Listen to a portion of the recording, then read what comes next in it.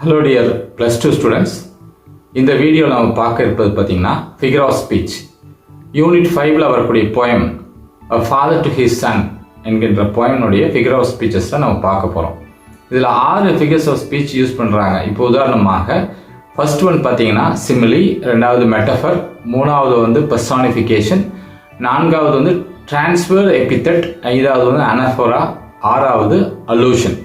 இப்போ நம்ம வந்து சிமிலி பார்ப்போம். சிமிலி பார்த்தீங்கன்னா இரண்டு காரியங்கள், இரண்டு பொருள் நம்ம ஒப்பிடும்போது ஆஸ் லைக் பயன்படுத்தணும்னா அது சிமிலின்னு சொல்கிறோம். இப்போ இதில் வந்து என்ன ஒரு வரி வருது அப்படின்னா time as a stuff can be wasted அப்படின்னு ஒரு வரி இருக்குது. அப்போ அந்த டைம் வந்து ஆஸ் அ ஸ்டஃப் அப்படிங்கிறாங்க, ஒரு பொருளோட ஒப்பிடுறாங்க. அப்போ அந்த ஆஸ்ங்கிற வார்த்தை வருதுனால சிமிலி நம்ம சொல்கிறோம். நெக்ஸ்ட் நம்ம பார்க்க போகிறது பார்த்தீங்கன்னா மெட்டஃபர். இந்த மெட்டஃபருங்கிறது என்ன அப்படின்னு பார்த்தீங்கன்னா ஒரு பொருளையோ இல்லை ஒரு நிகழ்வையோ நம்ம ஒப்பிடும்போது அதில் ஆஸ் அண்ட் லைக் வராமல் ஒப்பிடும்போது அதை நம்ம வந்து மெட்டஃபருங்கிறோம். உதாரணமாக இங்கே வந்து life is hard, life is steel, life is rock என்று குறிப்பிடுறோம்.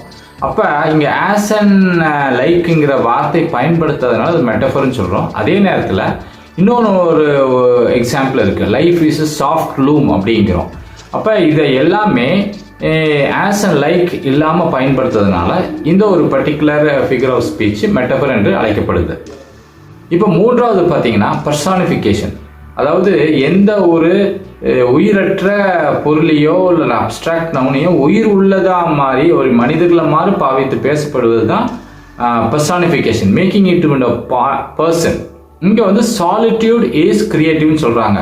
அதாவது தனிமை வந்து ஒரு புதிதான சிந்தனையோ ஒரு புதிதான பொருளையோ புதிதான காரியத்தையோ செய்கிறதுன்னு சொல்கிறாங்க. ஸோ சாலிட்யூட ஒரு தனிமையை வந்து நம்ம ஒரு ஆளாக பாவித்து நம்ம பேசப்படுறதுனால இதை வந்து பர்சானிஃபிகேஷன்கிறோம். உதாரணமாக அதில் இருக்கிற வரிகள் வந்து சாலிட்யூட் இஸ் கிரியேட்டிவ். அடுத்தது பார்த்தீங்கன்னா டிரான்ஸ்ஃபர்டு எபித்தட். அது இப்போ எபித்தட்னாலே அடைமொழின்னு சொல்லுவோம். ஒரு அட்ஜெக்டிவ் போட்டு ஒரு பர்சன், உதாரணமாக சூப்பர் மேன், கோல்டன் கேர்ள் இப்படிலாம் நம்ம சொல்கிறோம், அயன் மேன் இதெல்லாம் சொல்கிறோம். இப்போ இந்த அடைமொழியை வந்து அந்த வரிகளில் அதற்கு இல்லாமல் மற்றவங்களோட ஏற்றி சொல்கிறது தான் வந்து டிரான்ஸ்ஃபர்டு எபித்தட், அந்த அடைமொழியை மாற்றி சொல்வது. இப்போ உதாரணமாக இங்கே என்ன சொல்லிக்கிறாங்க அப்படின்னு பார்த்தீங்கன்னா இந்த வரிகளில் ரிசென்டிங் சேஞ்சஸ் அப்படிங்கிறாங்க, மாற்றங்களை எதிர்ப்பது அப்படிங்கிற, மாற்றங்கள் வந்து எதிர்க்குது. மாற்றங்கள் என்பது ஒரு அப்ட்ராக்ட் நவுன், அதை எப்படி எதிர்க்கும், மனிதர்கள் தான் எதிர்ப்பாங்க. ஆனால் அந்த எதிர்க்கின்ற அந்த குவாலிட்டி நம்ம யார்கிட்ட போய் அட்ரிபியூட் பண்ணிக்கிறோம் அப்படின்னா மாற்றத்துக்கு அட்ரிபியூட் பண்ணிக்கிறோம். அதே மாதிரி லேசி டேஸ் அப்படின்னு சொல்லியிருக்கிறாரு போயிட்டு.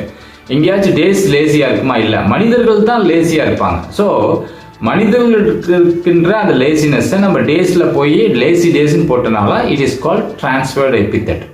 அடுத்தது பார்த்தீங்கன்னா அனஃபோரா. அனஃபோரா அப்படின்னா போயம் லைன்ஸில் பிகினிங் லைன்ஸை வந்து திரும்பி திரும்பி அதே மாதிரி ரிப்பீட் பண்ணுறோம். அப்புறம் டெல்லிம் 2 தடவை வருது. இது வந்து எம்ஃபசைஸ், அதாவது ஒரு முக்கியத்துவம் கொடுக்கறதுக்காக நம்ம பயன்படுத்துகிறோம் போயமில். இதை தான் நம்ம என்ன சொல்கிறோம், அனஃபோரான்னு சொல்கிறோம். அப்புறம் கடைசியாக பார்த்தீங்கன்னா அலூஷன். அலூஷன் என்றால் என்ன அப்படின்னு பார்த்தீங்கன்னா போயமில் வரக்கூடிய ரெஃபரன்சஸ், மேற்கோள் குறி காட்டி நம்ம போயமில் அதை சேர்த்து அதை பயன்படுத்தி விளக்கும் போது அது அலூஷன் சொல்கிறோம். இங்கே வந்து ஷேக்ஸ்பியர், பார்லவ், அப்புறம் ரைட் பிரதர்ஸ், மைக்கேல் ஃப்ரெடே போன்றவர்களை போல தனிமையில் புதிய சிந்தனைகளை பெற்று அதில் உறுதியாக இருக்கணும் அப்படின்னு சொல்கிறாரு. அப்போ அவங்கள வந்து ரெஃபரன்ஸாக சொல்கிறதுனால நம்ம வந்து இதை அலூஷன் என்று சொல்கிறோம்.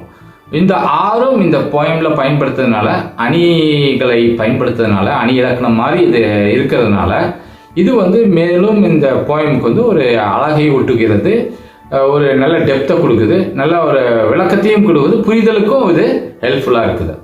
These are the 6 figure of speech used in this poem, A Father to His Son by Carl August Sandburg.